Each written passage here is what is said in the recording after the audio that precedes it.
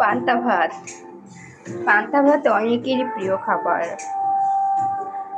তো আমিও তাদেরই দলে। আমারও পান্তা ভাত অনেক প্রিয়, অনেক প্রিয়।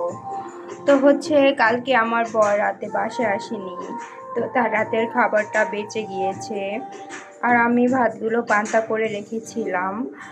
ভাবলাম সকালবেলা কি করব, তাই পান্তা ভাত করে ফেলি। এই তো এখন আমি পান্তা ভাতের সাথে খাওয়ার জন্য উপকরণগুলো রেডি করব।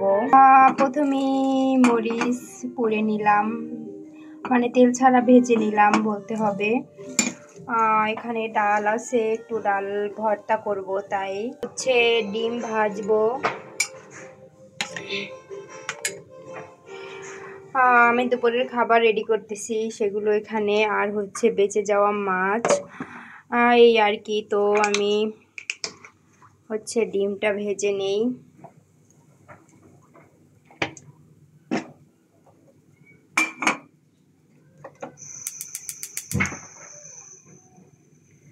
ডালটা হয়ে গেছে, চুলাটা অফ করে দিলাম। ওয়েট করতেছি তেলটা গরম হওয়ার। তো ডিমটা আমি বসিয়ে দিলাম ভাজতে। তো এখানে হচ্ছে ব্যাপারটা, আমার ফ্রাই প্যানটা খুবই ছোট আর কিউট, তো ওই কারণে ডিমটা একটু হতে টাইম লাগবে হয়তো বা। তো ওদিকে আমি হচ্ছে ভর্তাটা করে নেই, ডালের ভর্তাটা। ডিমটা হতে থাক।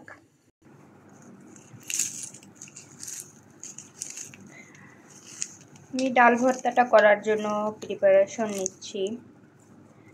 এখানে মরিচগুলো একটু, আজকে আমার প্রচুর হাত জ্বলবে, কারণ আমি মরিচ ভর্তা করতে গেলে বা কোনো কিছু করতে গেলে আমার প্রচুর হাত জ্বলে।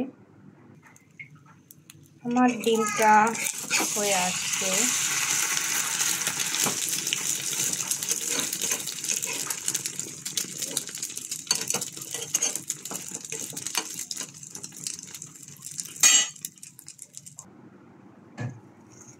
আমি ভর্তাটা রেডি করতেছি, হয়ে যাচ্ছে। পেস্টটা জাস্ট একটু মথে নিলাম, এর মধ্যে ডালগুলো দিয়ে মাখিয়ে নিলেই হয়ে যাবে। আমি ভর্তাটা কমপ্লিট। এর পাশে নিয়ে নিলাম এক টুকরা লেবু আর একটা মাছ। এখন আমি ডিমটা নিয়ে নেব।